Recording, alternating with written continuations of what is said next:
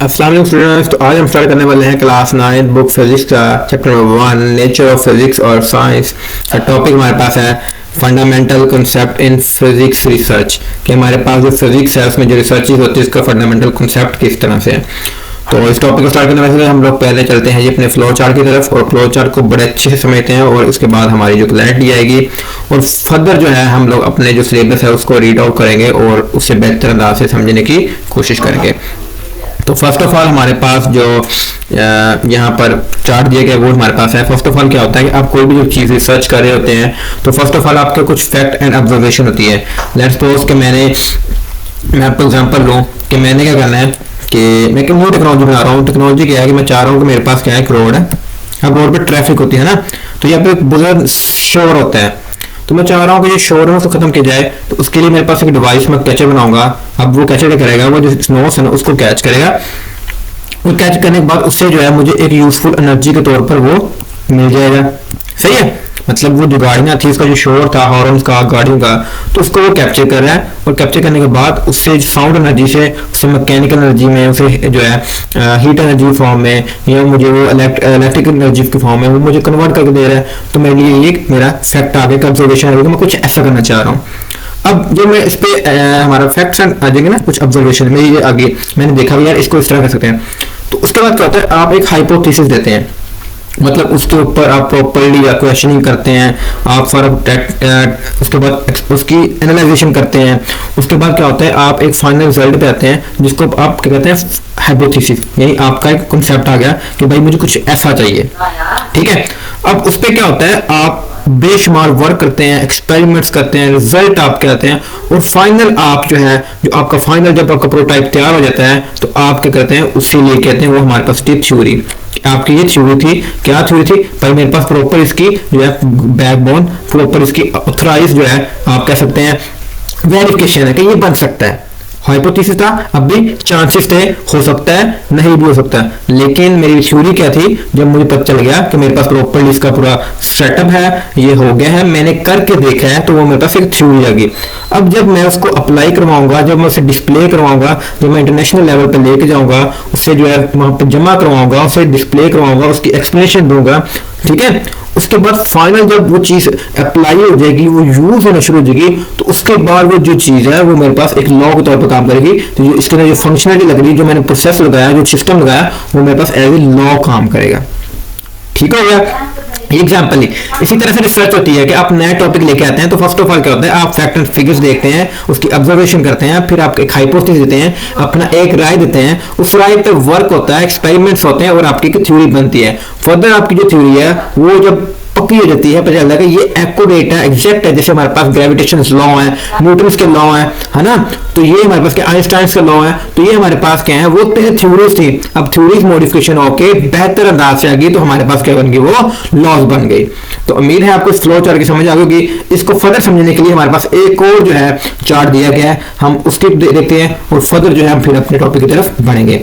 आगे हमारे पास जो मेथड दिया गया उसको हम समझते हैं। तो फर्स्ट ऑफ ऑल क्या होता है कि कोई भी जो चीज है उसके बारे में आप क्वेश्चनिंग पैदा करते हैं। ठीक है, आपको क्वेश्चन आते हैं। अब जो क्वेश्चन आपके अंदर पैदा होंगे उसके ऊपर आप बैकग्राउंड रिसर्च करते हैं, ये चीज कैसे, जैसे मैं बताइए आपको कि मैं बताना चाह रहा हूँ कि नोट्स कैसे बनाना चाह रहा हूँ ताकि वो जो साउंड नोट्स है उसको कैप्चर करे और उसे मुझे रिजल्ट दे as a renewable source of energy के तौर पर। ठीक है, तो मैंने बैकग्राउंड सर्च की, उसके बाद मैंने एक हाइपोथेसिस रीड किया कि कुछ इस तरह का मुझे चाहिए। ठीक है, तो फिर क्या करूंगा, उसके ऊपर मैं टेस्ट करूंगा, एक्सपेरिमेंट्स करूंगा, उस डाटा का लेके एनालाइजेशन करूंगा और उसका फाइनल जो रिजल्ट है उसको बना के मैं सबमिट करवाऊंगा हाइपोथेसिस एक्सेप्टेशन के लिए, जहां पर मैं उसे एज ए रिपोर्ट पेश करूंगा हमारे इंटरनेशनल जो मीडिया है, इंटरनेशनल जो मेरे प्लेटफॉर्म्स है साइंस की टेक्नोलॉजी के, वहां पर यूनिवर्सिटीज के अंदर।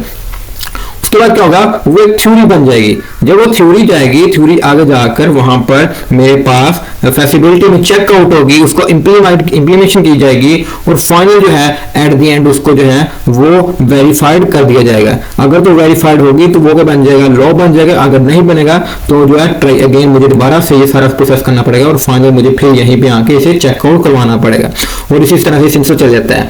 मैं दोबारा क्लियर कर दूं आपको, क्लियर कर दूं इस चीज को। फर्स्ट ऑफ ऑल आपके जेन में क्वेश्चन आते हैं, उन क्वेश्चन पे आप रिसर्च करते हैं, रिसर्च के बाद आप जो है आप एक हाइपोथेसिस अपना एक मौकफ देते हैं कि ये चीज़ ऐसे है, फिर उसके ऊपर प्रॉपरली जो है मैथमेटिकली एक्सपेरिमेंटली प्रॉपर वर्क किया जाता है। उसके बाद आप उसका जो स्टैटिक्स है, आपका रिपोर्ट है वो बनाते हैं, उस रिपोर्ट को आप जमा करवाते हैं, वो आपका थ्योरी बन जाती है। थ्योरी के बाद जब वो फाइनल होके उसकी एनालिसिस और टेस्टिंग हो जाती है तो आपके पास एक लॉ के तौर पर काम करता है, ठीक है। और अगर ना हो तो आप दोबारा से वो प्रोसेस सारा आपको करना पड़ता है। तो इस तरह से जो है आपकी जो रिसर्च है वो काम करती है। अब हम चलते हैं कि अपने टॉपिक की तरफ और समझते हैं कि यहाँ पर जो हमारे पास इन चीज़ों को कैसे एक्सप्लेन किया गया है।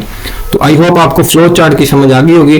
तो फिर भी कोई क्वेश्चन है या कोई डाउट हो तो उम्मीद है आपको ये कंटेंट से समझ आ जाएगा, बट अगर आ जाता है तो आप जो है कमेंट सेक्शन में जाके भी पूछ सकते हैं। तो वन में पढ़ते हैं हम लोग कि हमारे पास जो टर्म दी गई व्हाट इज हाइपोथेसिस होती क्या है, थ्योरी इसमें क्या होती है, और लॉ हमारे पास क्या होता है, और फेसिबिलिटी हमारे पास क्या किरदार अदा करती है।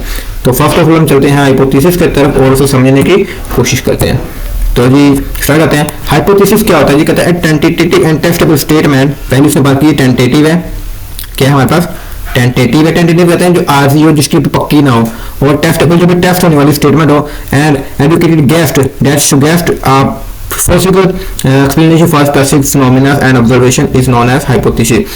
तो कह रहा है हमारे पास हाइपोथेसिस वो टेंटेटिव जो अभी आज जो पक्की ना हो, टेस्टेबल स्टेटमेंट जो होती है वो होती है जो कि हम किसी चीज़ के बारे में एक पॉसिबल एक्सप्लेनेशन एक्सप्लेनेशन दे रहे हैं कि ये चीज़ कुछ ऐसी सकती है। जैसे मैंने कहा कि मैं साउंड कैसे बनाना चाह रहा हूँ, है ना, तो वो मैंने पॉसिबल एक स्टेटमेंट दी कि कुछ इस तरह करके, ठीक है। अब इंप्लीमेंट उसमें बाद में होगा, भाई कच्ची है, जिसे टेंटेटिव हम कह रहे हैं, ठीक है। तो वो हमारे पास कहलाएगा हाइपोथेसिस। अब हाइपोथेसिस कब देते हैं, इसके पहले मैं वर्क कर चुका हूँ, यानी मेरी सारी जो सोच थी, मैं जो सोचा आइडिया आया, फिर मैंने उस पर टेस्ट किया, है ना, अपने तौर पर कि ये कुछ ऐसे इसमें ये जो फिनोमेना लगेंगे, चाहिए लगेंगे। फिर उसके बाद मैंने अपनी प्रॉपर स्टेटमेंट दी कि मैं अगर इन चीज़ों को यूज़ करता हूँ, मैं ये जो डिवाइसेस यूज़ करता हूँ, तो मेरा कुछ यूँ बन सकता है। अभी वो भी आरसी है ना, क्योंकि मैंने उस पर एक्सपेरिमेंट नहीं किया। तो without any experiment and mathematical calculation the statement we are giving is known as hypothesis, ठीक है। और नेक्स्ट हमारे पास लिखा हुआ है यहाँ पर they are propose the beginning of the scientific innovations and serving as a starting point of the research. तो हमारे पास ये जो है स्टार्टिंग पॉइंट लगा, क्यों, क्योंकि यहीं से स्टार्ट हो रहा है ना। इससे पहले क्या था, मेरे क्वेश्चनिंग थे, है ना, मैंने कुछ दो चीज़ों को अप्लाई किया और फाइनल में एक रिजल्ट पहुंचा कि हाँ इस तरह का कुछ पॉसिबल हो सकता है, पॉसिबल हो सकता है, हो नहीं रहा, हो सकता है। तो वो जब हो सकता हूँ कह रहा हूँ तो वो मेरे पास क्या है, उसका हाइपोथेसिस है। Scientists use hypothesis to make predictions about the might happens under the certain condition। तो वो एक prediction है, कुछ यूं हो सकता है ना, पक्का कोई नहीं मेरे पास, लेकिन प्रेडिक्शन है। जिसमें मैंने कहा अगर मैं साउंड कैसे बनाना चाह रहा हूँ तो मेरे पास प्रेडिक्शन है कि हाँ अगर मैं इन डिवाइसेस को यूज करता हूँ, मैं कुछ इस तरह से अप्लाई करता हूँ, ये लॉज लगेंगे, ये प्रिंसिपल लगेंगे, तो कुछ यूं मेरे पास रिजल्ट निकलेगा। तो ये मेरा एक हाइपोथेसिस आ गया, एक प्रेडिक्शन है। जब मैं उसके ऊपर फाइनल रिजल्ट करूंगा, एक्सपेरिमेंट करूंगा, फिर मेरे पास वो बनेगी थ्योरी, ठीक है। तो उम्मीद है आपको जो है हाइपोथेसिस की क्लैरिटी आ चुकी होगी कि हमारे पास हाइपोथेसिस होता है वो टेंटेटिव एंड टेस्टेबल स्टेटमेंट जो अभी सजेशन हो, अभी वो पक्की ना हो, आरजी हो, हाँ उसके ऊपर आपके पास बैकबोन थ्रू हो पीछे, मतलब प्रॉपर उसके पास आपकी कंसेप्ट हो, आपके पास एजुकेशन हो, ये बेतुकी ना हो, है ना, तो वो प्रॉपर आपके पास अरेंजमेंट हो पीछे, मतलब आपके पास क्लैरिटी हो। बट अभी उसकी पॉसिबिलिटीज हैं कि वो सही भी सकती हैं और गलत भी सकती हैं, क्योंकि वो आपके नॉलेज के मुताबिक है ना। तो वो हमारे पास क्या आएगा, हाइपोथेसिस। नेक्स्ट हमारे पास आती है थ्योरी क्या होती है। अब थ्योरी हमारे पास क्या है, कहता है in physics theory is well substantiated and comprehensive explanation. हमारे पास क्या है, वेल सब्सटेन्ड है और कम्प्रीहेंसिव है explanation that with understood expensive testing and experiments. Theory हमारे पास वो होती है जब हम किसी चीज के बारे में जो भी हमारा हाइपोथेसिस था उसको बेहतर से बेहतर करें और कम्प्रीहेंसिव ला के एक्सप्लेनेशन करें और उसके बारे में हमारे पास प्रॉपर अंडरस्टैंडिंग हो और उसे हमने एक्सपेरिमेंटली और मैथमेटिकली कैलकुलेट किया हो। फर्स्ट ऑफ ऑल बात की हमारे पास क्या है जी, हाइपोथेसिस। अब हाइपोथेसिस के ऊपर रिसर्च की, प्रॉपर वर्क किया, वर्क करने के बाद जो हमारे पास फाइनल रिजल्ट निकला, हम इस चीज पे पहुंचे कि हाँ ये पॉसिबल है। पहले वो प्रेडिक्शन थी, अब वो पॉसिबल बन चुका है। तो वो जो चीज पॉसिबल बन चुकी है वो हमारे पास थ्योरी होती है, वो हमारे पास क्या होती है, थ्योरी। जब हमने एक्सपेरिमेंट कर लिया, एक्सपेरिमेंट करने के बाद जो हमारे पास फाइनल रिजल्ट बना वो हमारे पास क्या होगा, उसकी थ्योरी होगी कि हाँ इस तरह का पॉसिबल है, इसमें करके देखा है तो ये हो रहा है, तो हमारे पास क्या रहेगी, थ्योरी, ठीक है। It represented the higher education of understanding compare to the hypothesis. तो ये हमारे पास क्या है, एक हाई लेवल की एजुकेशन आ गई, यानी पहले हमारे पास क्या थी, नॉर्मल इन्फॉर्मेशन थी, अब वो बेहतर से बेहतर हमारे पास होगी, है ना, जिसको आगे हम जो है यूटिलाइज कर पाएंगे।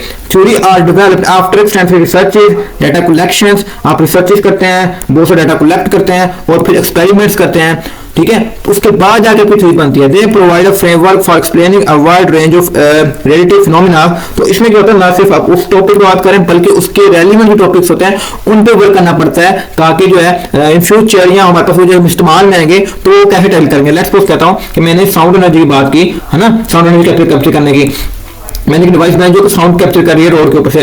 अब वहां पर टेम्परेचर इफेक्ट होगा, साउंड का वहां पे हवा के बहाव का टेम्परेचर इफेक्ट होगा, एंड साउंड बहुत ज्यादा चीजों का इफेक्ट होता है। तो मुझे ना सिर्फ साउंड पे वर्क करना पड़ेगा, मुझे वहां पर टेम्परेचर पे वर्क करना पड़ेगा, मुझे वहां पर नमी पे वर्क करना पड़ेगा, एंड सो ऑन, मुझे बहुत शुमार चीजों पर जो उसके इर्द गिर्द मौजूद है उनको भी हैंडल आउट करना पड़ेगा कि मैं उनको कैसे टैकल करूंगा, ठीक है। तो इस तरह से हमारे पास जो रिसर्चेस है, जब हम लोग किसी भी हाइपोथेसिस या कोई भी हमारा रिसर्च पॉइंट था उसके ऊपर बेहतर से बेहतर एक्सपेरिमेंट रिजल्ट लेके आते हैं, मैथमेटिकल कैलकुलेशंस करते हैं और फाइनली जो हमारे पास रिजल्ट बनता है जिसमें हम कह रहे हैं कि हाँ अब कुछ बन सकता है इस चीज का, तो हमारे पास क्या होता है, थ्योरी होती है।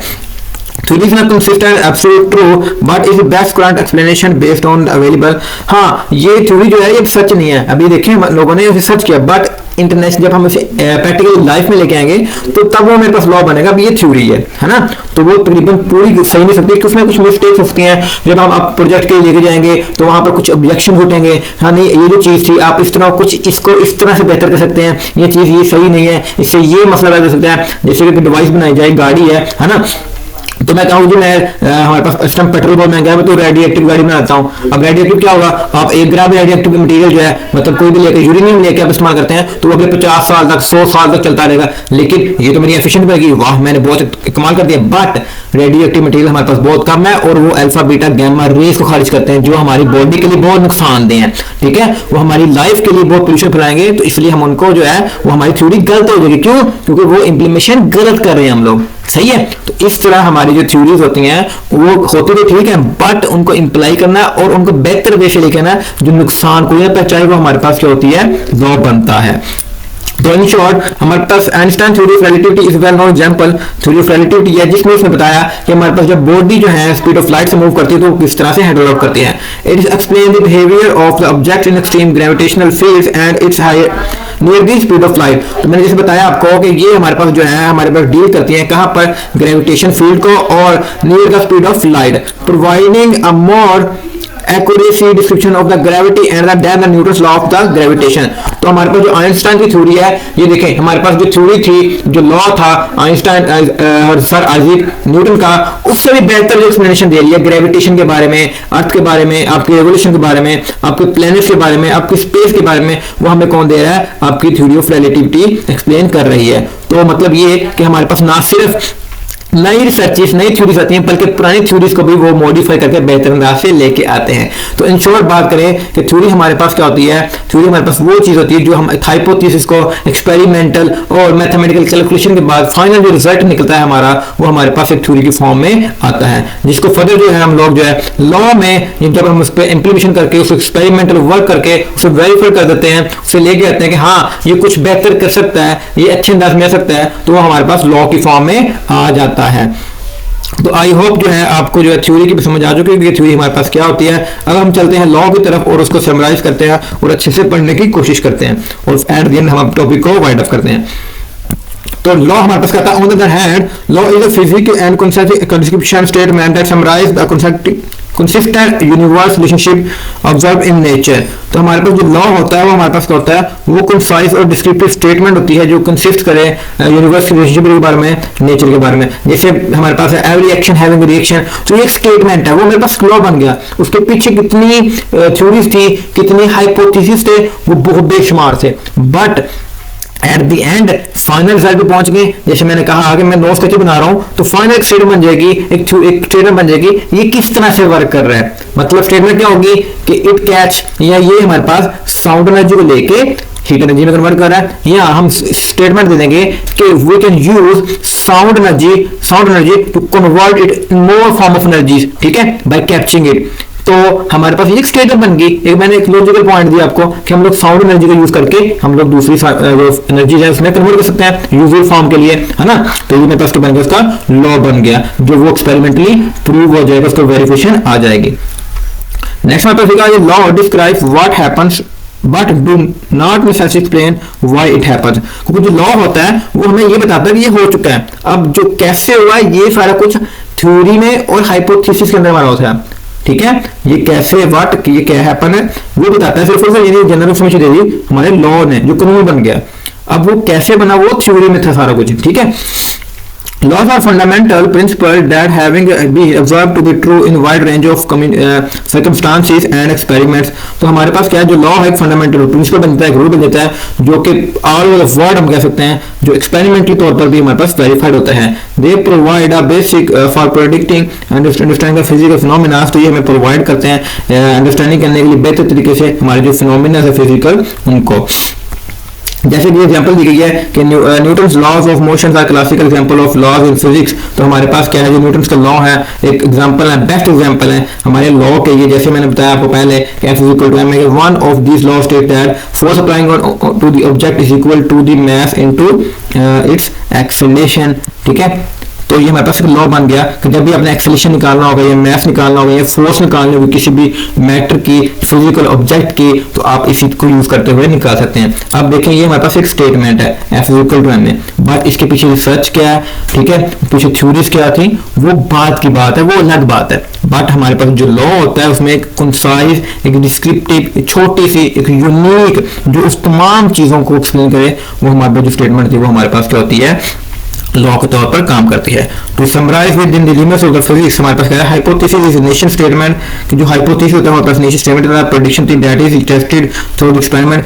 तो हाइपोथेसिस हमारे पास होता है वो एक स्टेटमेंट होती है जो कि हमारे पास जिसे हमें टेस्ट करना होता है। थ्योरी को होती है कि well established and complete explanation of the natural phenomena based on the extensive and evidence and experiment. तो थ्योरी हमारे पास क्या होती है, वो चीज है कि जो हम हाइपोथेसिस को एस्टैब्लिश करें, एक्सप्लेन करें, उसके बाद प्रॉपर हमारे पास एविडेंस और एक्सपेरिमेंट हो, हमारे पास कहलाती क्या है, थ्योरी। और एट द एंड जो लॉ होता है वो हमारे पास क्या है जी, law is concise and universally acceptable statement, कि पूरी ऑल ओवर वर्ल्ड जो है उसको एक्सेप्ट किया जाए। वो जो स्टेटमेंट है जो समराइज करे observe relation between the nature, उस टॉपिक के बारे में, वो हमारे पास कहलाएगी लॉ कहलाएगा। As scientific understanding was hypothesis can lead to develop theories, कि हमारे पास जो hypothesis है वो क्या करते हैं, theories बनाते हैं, और जो theories होती हैं उसे law में convert करते हैं। When certain achievements are consistently observed, these terms represent different strategies in scientific progress with each contribution to our understanding। तो ये लोग जो है, ये चीजें जो है, ये हमारी जो strategies हैं, हमारी जो knowledge है उसको बेहतर से बेहतर करने की कोशिश करते हैं। मतलब अगर हम जनरली रिसर्च करेंगे तो हमारा टैकल करना मुश्किल होगा, तो इसलिए हम लोग करते हैं, हम लोग प्रॉपर स्ट्रिप बनाते हैं जिसमें हाइपोथेसिस होता है, फिर आपकी थ्योरी बनती है और फिर वो लॉ बनता है। अब लॉ बनने के बाद क्या होता है, आपका लॉ को टेस्ट किया जाता है, उसको कुछ साल के, जैसे देखिए मैंने बताया कि इसे हमने स्टेटमेंट ऊपर ली कि हमारे पास जो न्यूटन आइंस्टाइन का लॉ है वो न्यूटन के लॉ से भी अच्छी तरह हमारा जो है वो हमारे सिस्टम को, ग्रेविटेशन लॉ को, ग्रेविटी को एक्सप्लेन कर पा रहा है। तो देखिए पहले हमारे पास क्या था, न्यूटन के लॉस थे, अब उसमें फ्लेक्सिबिलिटीज आई, उसको जो है वक्त के साथ साथ टेस्ट किया गया, तो देखा गया कि यहाँ पर कुछ चीजें जो है निगलेक्ट हो रही हैं, तो उसको आइंस्टाइन ने दूर किया, है ना। तो ये हमारे पास फ्लेक्सिबिलिटी आती है, उस पर मोर वर्क किया और उसे एक नए अंदाज से लेके आए, तो वो हमारे पास क्या रहेगा, आइजैक न्यूटन का वर्क है ना। तो इस तरह से हमारे पास जो लॉ होता है वो हमेशा के लिए नहीं रहता, उसमें चेंजिंग आती रहती है। तो उसको जो टेस्टिंग करने का जो प्रोसेस है वो हमारा फ्लेक्सिबिलिटी कहलाता है। अब इसको रीड आउट करते हैं और इसको जो फर्दर हम जो है समराइज कर लेते हैं। तो टॉपिक की तरफ बढ़ते हैं और इसको देखते हैं। कहता है हमारे पास कहता है कि fundamental concept in philosophy of science, science में हमारे पास फंडामेंटल कांसेप्ट है, particularly in content of scientific theories, scientific theory में this principle accepts that an idea or theory can only be consistent science if it can be disproved. हमारे पास क्या हो जाएगा, disprove through testing and observation. जब observation कर रहे हैं, टेस्ट कर रहे हैं, यानी ये जरूरी नहीं है कि वो अप्लाई होने के बाद, बल्कि पहले भी सकती है, जब टेस्टिंग कर रहे थे उस वक्त भी वो रिजेक्ट होगी, इसने कहा जी ये चीज इसमें नहीं है, या आप इस तरह से बेहतर ले सकते हैं, तो वो जो हमारे पास कहलाएगी वो फिजिबिलिटी कहलाएगी। In the limit of physics, this translates the notation that all scientific theories must be capable of making testable prediction। तो इसमें क्या होता है, आपकी testable prediction होना जरूरी है। If the result of these tests contradict the prediction of theory, then there is reason to suspect the theory may be flattered. तो इसके लिए जरूरी है कि आप जो थ्योरी है उसका जो रिजल्ट है वो बेहतर से बेहतर हो और इसके लिए कोई रीजन हो जिसकी वजह से वो फ्लैट ना हो. Let's explore the concept of possibility in physics with some example. तो हम कुछ एग्जांपल लेके इसकी जो कांसेप्ट है उसको समझते हैं. तो फर्स्ट ऑफ ऑल हमारा कांसेप्ट है theory of gravity that predicts that objects will fall toward the ground at specific rate. तो हमारे पास जो ऑब्जेक्ट है वो स्पेसिफिक रेट से गिरेंगे. This can test by measuring how fast object falls. If objects were found to fall at different rate than predicted, this would challenge the theory of gravity.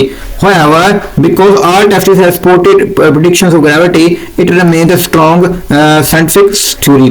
तो उसमें example लिया कि हम लोगों ने हमें लॉ मिला न्यूटन का. उसने कहा कि हमारे पास जो भी ऑब्जेक्ट है वो नीचे की तरफ गिरेगा, है ना, जब भी कोई चीज आएगी ग्रेविटेशन की वजह से. अब क्या होता है, हमारे पास कुछ चीजें जो है किसी जगह पे वो स्पीड से गिरती हैं, कहीं पे वो स्लो टाइम से गिरती हैं. तो वो डिपेंड करता है वहां पे ग्रेविटेशन की वैल्यू क्या है. इससे ये फर्क नहीं पड़ता कि वो लॉ गलत है, क्योंकि उसकी जो लॉ था, जो उसकी स्टेटमेंट थी वो ये थी जो चीजें हैं वो जमीन की तरफ ही गिरेगी. ठीक है, उसने ये नहीं बताया था, उसने ये नहीं कहा कि वो कितनी स्पीड से गिरेगी. हाँ, उसकी जो स्पीड है वो डिपेंड करती है वहां पर मौजूद ग्रेविटेशन की वैल्यू पे, है ना. तो इसलिए हमारे पास ये चीज गलत नहीं होगी. हाँ, इसमें मॉडिफिकेशन तब आती जब हमारे पास कुछ पॉइंट पर जाके जहां पर ग्रेविटेशन की वैल्यू मौजूद है वहां पर वो चीजें बजाय नीचे की तरफ आने ऊपर की तरफ जाना शुरू हो जाती, तब उसने गलत होना था.